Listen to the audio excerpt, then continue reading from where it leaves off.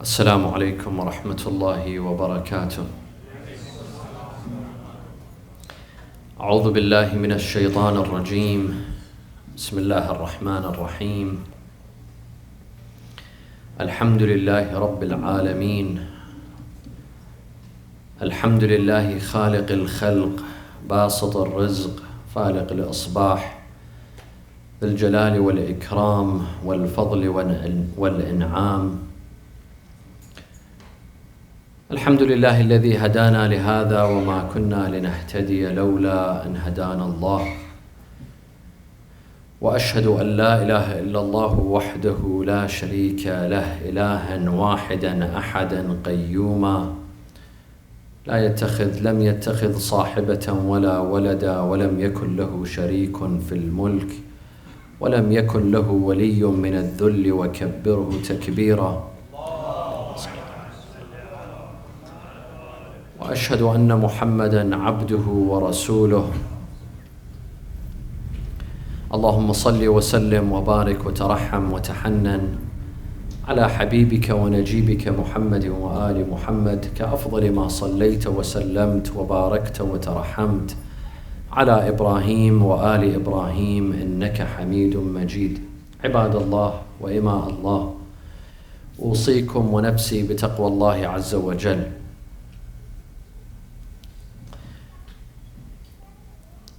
The Western world always speaks of human rights. We're always told that humans have rights, that people have rights, and that the West has always been a proponent of human rights. They wish for other parts of the world, other countries, to embrace human rights and to offer humans more rights, just as they do in their countries here in the West. However, we also notice that the West encourages human rights as long as their interests are not compromised. As long as their interests are not compromised, they encourage others to promote human rights, and they encourage others to embrace human rights. But when their interests are at stake, when they don't have interests in human rights, we see they give a blind eye to human rights. Look at Yemen. Hundreds of thousands of children are starving in Yemen. There's no proper water. There's cholera spreading. Demolished schools and buildings and homes. Where's human rights? When it comes to Yemen, there's no such thing as human rights. When it comes to Bahrain, there's no such thing as human rights and the rule of the majority and democracy.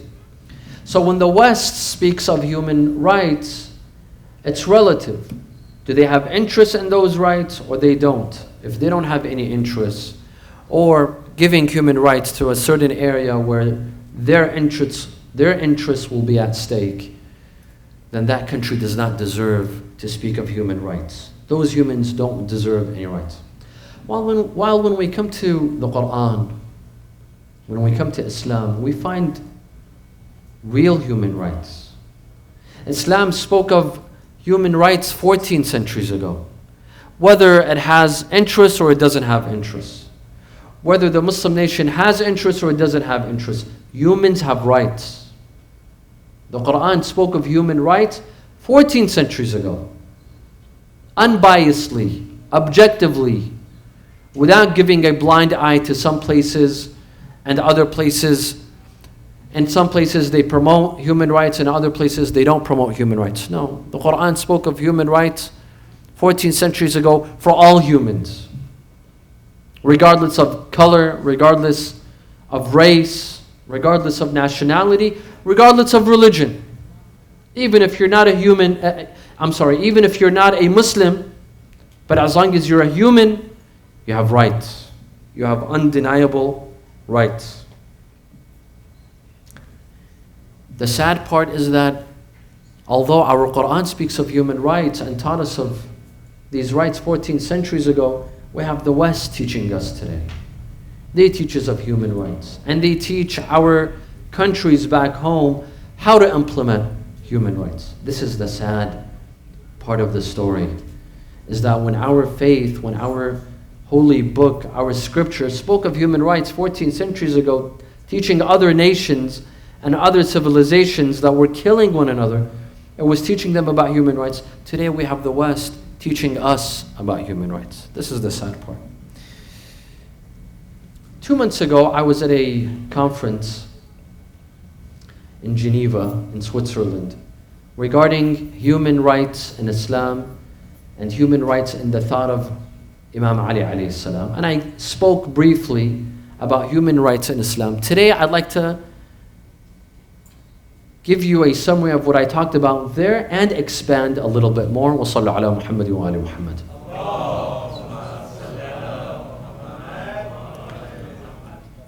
The first right that the Qur'an speaks about is the right to live. The right to live. Because without the right to live, you don't have any other right. Haqqul hayat. The Qur'an says, وَلَا تَقْتُلُوا النَّفْسَ الَّتِي حَرَّمَ اللَّهُ إِلَّا بِالْحَقِّ. And do not kill the soul that Allah has made sanctified. ومن أجل ذلك كتبنا على بني إسرائيل أنه من قتل نفسا بغير نفس أو فساد في الأرض فكأنما قتل الناس جميعا. And because of that, because of Qabil killing Habil, the Quran tells us, Allah wrote upon Bani Israel and upon everyone else that he who kills one soul, it's as if he's killed the entire humanity. فَكَأَنَّمَا قَتَلَ النَّاسَ جَمِيعًا. So the Quran gives the first right, and that is the right to live. Every human being has the right to live. We have absolutely no authority to take the life of others. Unless this person has committed a crime, then this is another topic. Unless this person has murdered another soul, then this is another topic.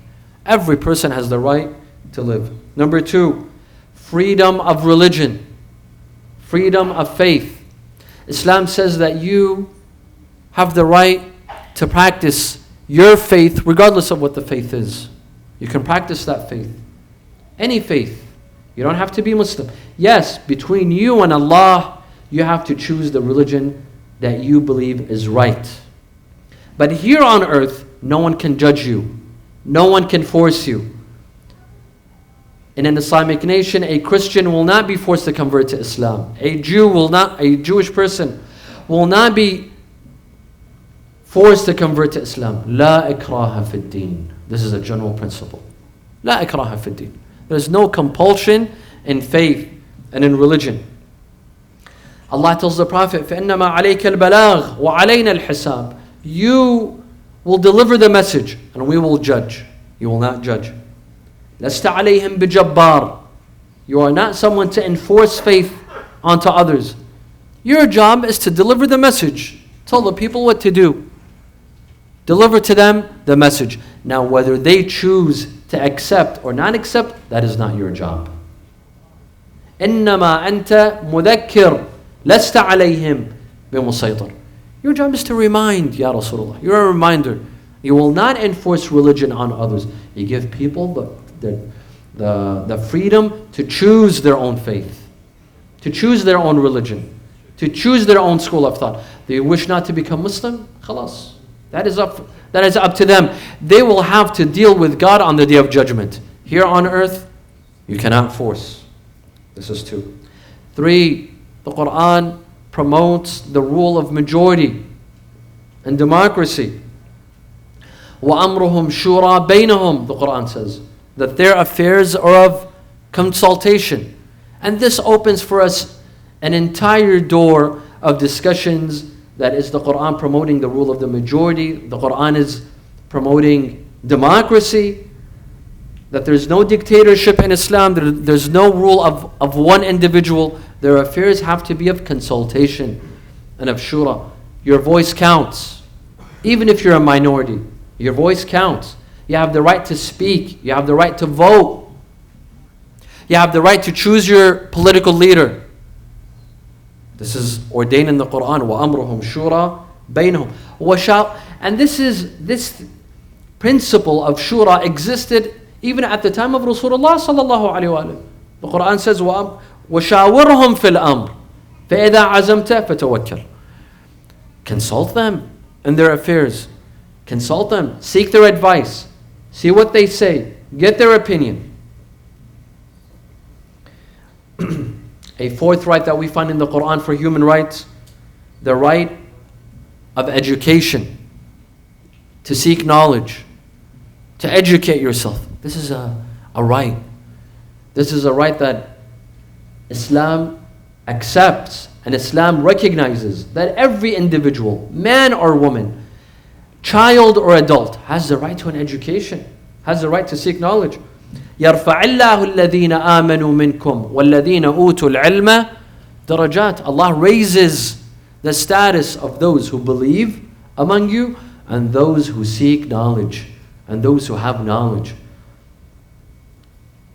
This gives us the basic right to seek knowledge, the right to an education. The Qur'an gives us the right to travel and to migrate.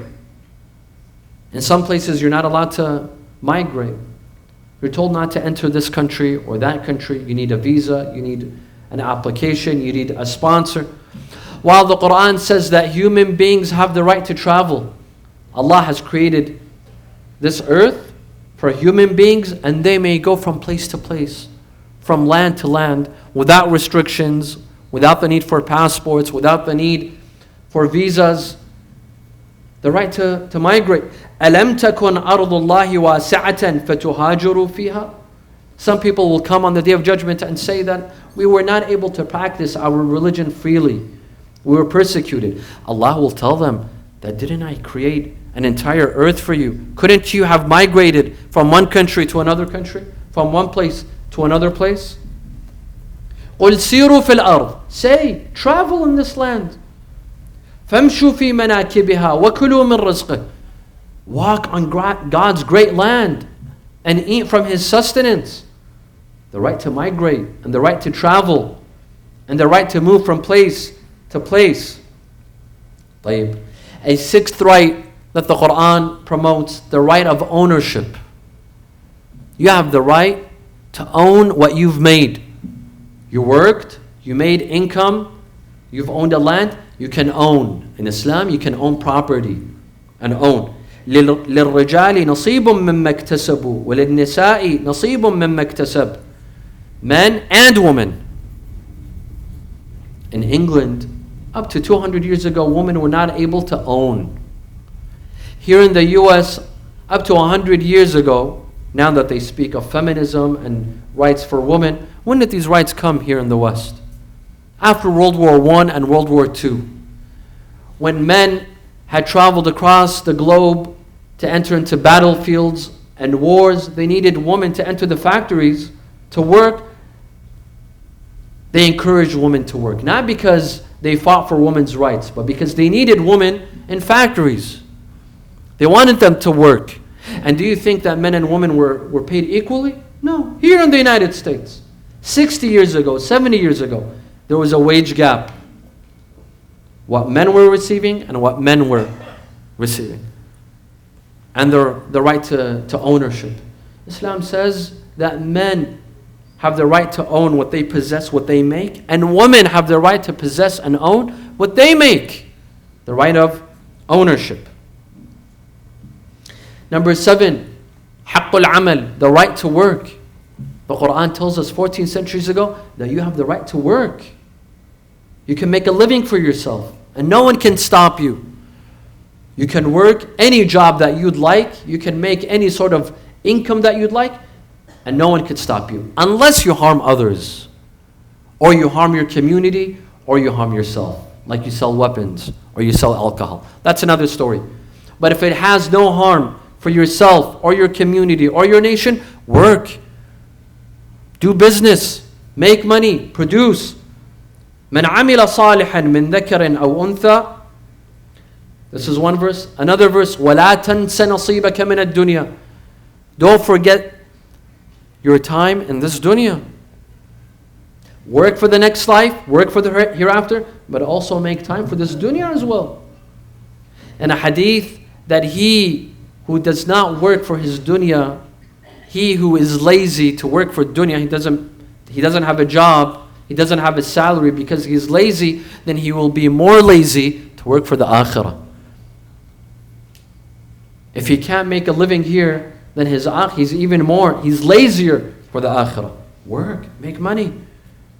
وَامْشُوا فِي مَنَاكِبِهَا وَكُلُوا مِنْ رِزْقِهِ. كُلُوا مِنْ رِزْقِهِ. Eat from his sustenance. How? Not freely, but by working.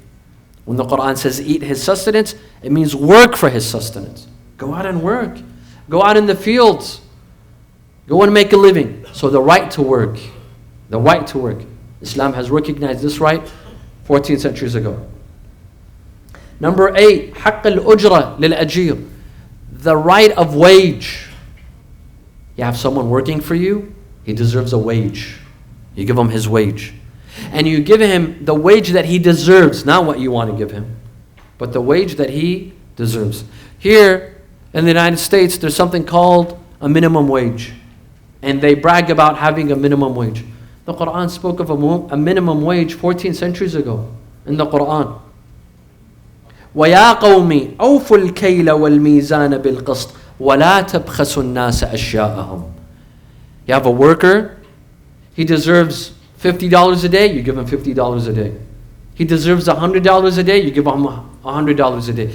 You give every worker what he deserves, what others are receiving. This was 14 centuries ago. The idea of minimum wage, that you don't steal people's money. You don't take from people's wages. You give them what they deserve.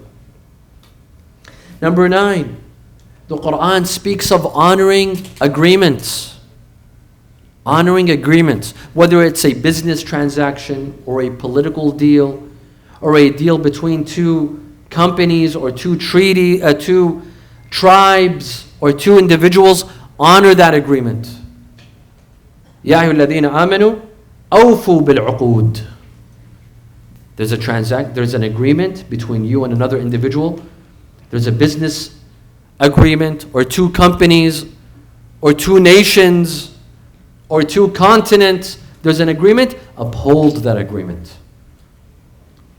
Don't disrespect the other person. Don't oppress the other person by stepping aside and not respecting that agreement. You have an agreement, uphold that agreement. أوفوا بالعقود. This is part of people's rights and humans' rights. Number 10, the Qur'an speaks of the right of heirs. Heirs. The heirs have rights. وَأُولُو الْأَرْحَامِ بَعْضُهُمْ أَوْلَى بِبَعْضٍ فِي كِتَابِ اللَّهِ. In the beginning of Islam, when the migrants from Mecca and the helpers, the Ansar of Medina, Rasulullah made them brothers. And this brotherhood entailed the same rights as biological brotherhood. So a Muhajir and an Ansari, they would inherit one another until this verse was revealed. وَأُولُو الْأَرْحَامِ بَعْضُهُمْ أَوْلَى بِبَعْضٍ فِي كِتَابِ اللَّهِ. That your biological relatives are a priority for you than the Muhajirin and Ansar. So this brotherhood was temporary. What happened between the brothers, the brotherhood between Al-Muhajirin and Ansar was temporary. And by the way, this shows that in Islam, some laws are meant to be temporary. Not all laws are general for the Day of Judgment, till the Day of Judgment. Some laws were meant to be temporary. This shows us that in the Islamic legal system, we have two kinds of laws. Laws that are general until the Day of Judgment, and laws that are temporary for specific times and for specific places. Your relative has a right to inheritance. The Qur'an speaks the right of your children. يُوصِيكُمُ اللَّهُ فِي أَوْلَادِكُمْ لِلذَّكَرِ مِثْلُ حَظِّ الْأُنثَيَيْنِ. Allah reminds us of our children and the rights of our children. Allah reminds us the rights of our parents. وَقَضَى رَبُّكَ أَلَّا تَعْبُدُوا إِلَّا إِيَّاهُ وَبِالْوَالِدَيْنِ إِحْسَانًا. The Qur'an speaks of the rights of orphans. وَلَا تَأْكُلُوا مَالَ الْيَتِيمِ إِلَّا بِالَّتِي هِيَ أَحْسَنُ. 14 centuries ago, the Qur'an established all of these rights.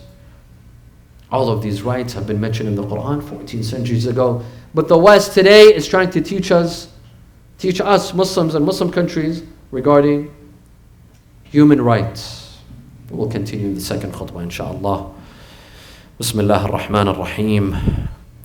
إذا جاء نصر الله والفتح ورأيت الناس يدخلون في دين الله أفواجا فسبح بحمد ربك واستغفره إنه كان توابا وأستغفر الله لي ولكم.